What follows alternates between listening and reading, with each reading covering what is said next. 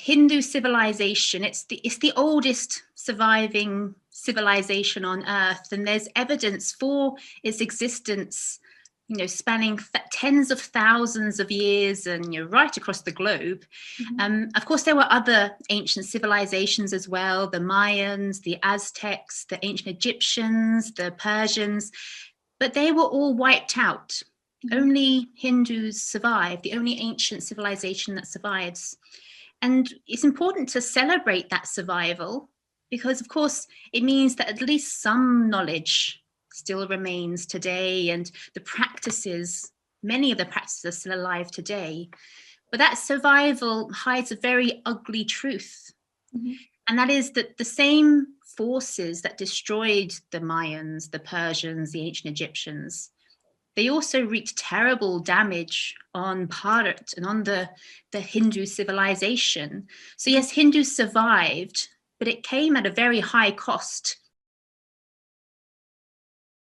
There are, of course, many sort of popular narratives out there to try and almost excuse the Hindu genocide or even to deny it. And you may have been taught some of this in school. And it's what's reflected in Bollywood and other places. And it's important to realize that these narratives, they were created with an agenda. They're not objective.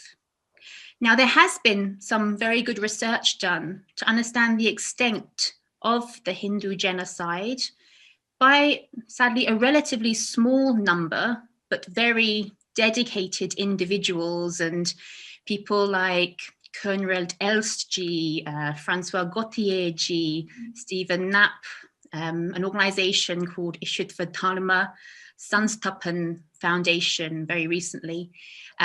They have been collating all of the evidence of different epochs of genocide throughout the last 1,000 years of Hindus and trying to come up with like a total figure.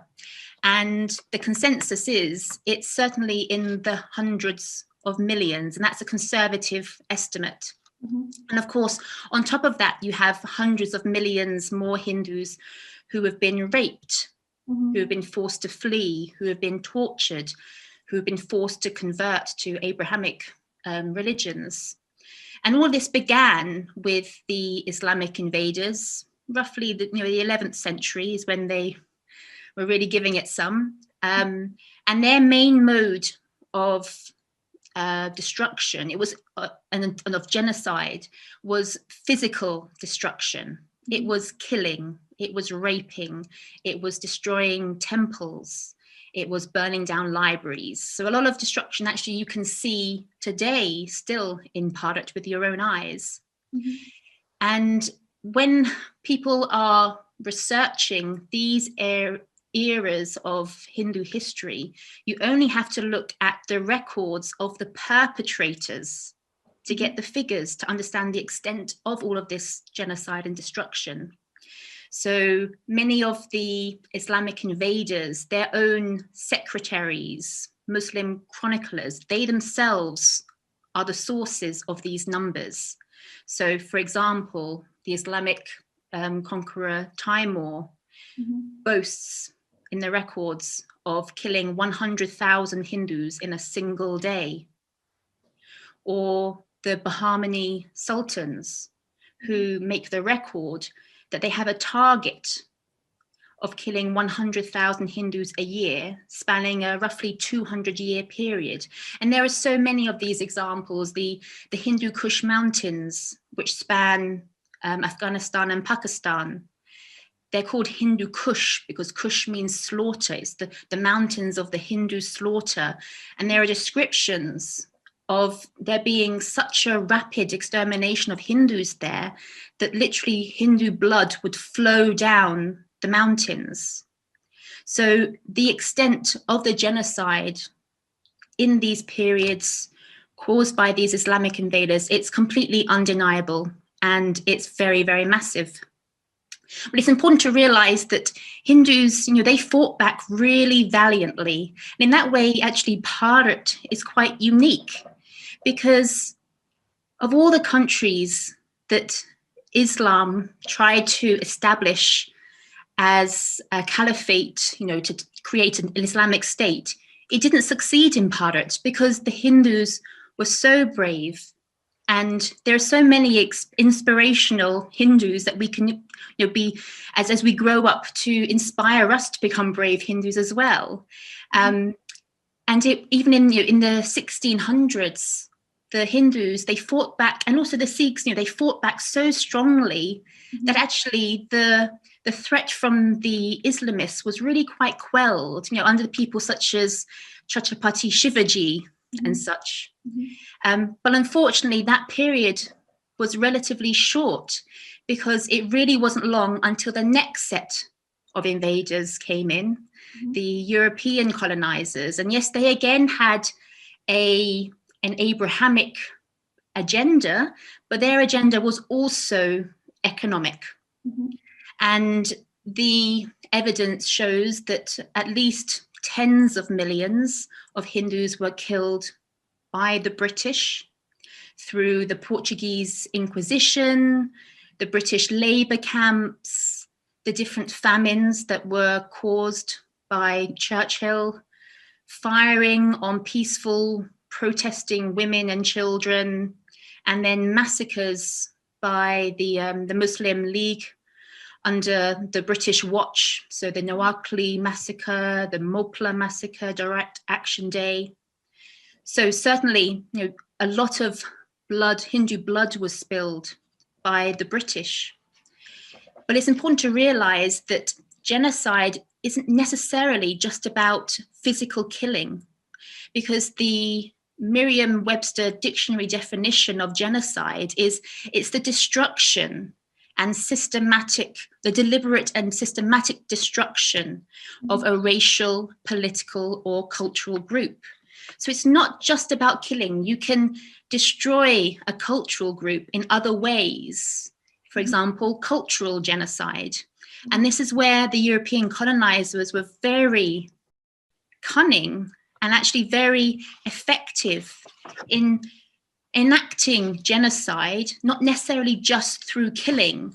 So things like not just destroying temples, but taking control of temples and siphoning off their wealth, completely de-warriorizing or removing the Kshatriya tradition from Hindus by outlawing martial arts such as Kalaripayattu, replacing the really effective and holistic Bharatiya education system with a very biased anti-Hindu British education system, and also misinterpreting and deliberately mistranslating the Hindu Shastras to inject lies into the very literature of Hindu faith.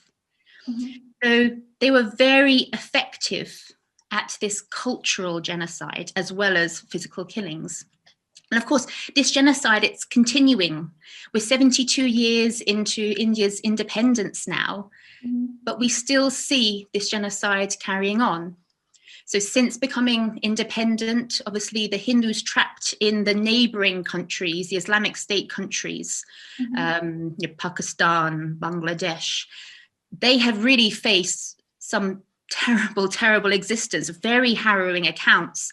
In Bangladesh, 22% of the population were Hindus in 1951, but today that figure's more like 8%. In just the 1971 Bangladesh genocide that was committed by Pakistan, we know the figure of 3 million were killed. But what people don't realize is that nearly 85% of those 3 million killed were Hindus, even though actually Hindus only accounted for 19% of the population in Bangladesh at that time.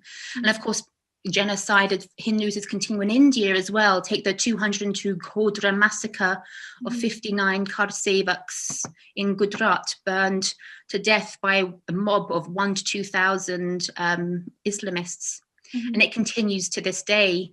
So hardly a day goes by where you don't hear about a village in Bangladesh, of Hindus being burnt down, or of a young Hindu girl in Pakistan being abducted and forced to marry a man 3 times her age of a different religion, or a Hindu in India being shot and stabbed, all for being Hindus. And just my last point is to emphasize that it's not just the Abrahamic faiths that are, causing this genocide. I've been focusing on the Islamists and the British Raj with their, Christian conversion agendas as well. But it's people of other ideologies, such as communists nowadays. And that's how the Hindu genocide is quite different from genocides of other communities, such as the Jews in Rwanda, in Armenia, because there the perpetrator was generally more of a singular group. Whereas here, when we have the Hindu genocide, there's a collaboration of many different disparate groups, each wanting their final goal of global domination, but collaborating to pick off what they see as the easiest target, which are Hindus. And, if you can bring 100 billion Hindus and convert them to support your ideology or your religion, just imagine how they each become so much more powerful. Please remember to subscribe to us and switch on the notifications for this channel. For our other social media links, more content, and to support our work, please visit citti.net. Dhanyavad. Namaskar.